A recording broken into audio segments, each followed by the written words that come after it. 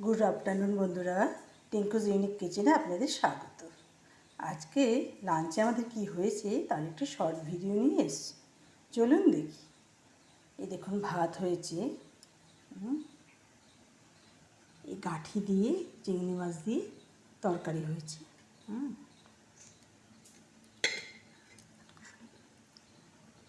ডিম, তারপরে ডিম ভাপে দিয়ে কাঁচা লঙ্কা পেঁয়াজ দিয়ে ভাপে সেদ্ধ করে ডিম ফাটিয়ে তারপরে কেটে কেটে ভেজে বেসন দিয়ে একটু ভেজে আপনি একটু কষা কষা রান্না করেন, পেঁয়াজ দিয়ে টমেটো দিয়ে কষা কষা হয়েছে,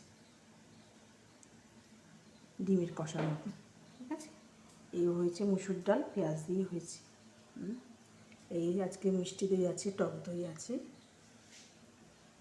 আছে ঝিঙে আলু দিয়ে তরকারির মতন হালকা ঝোল,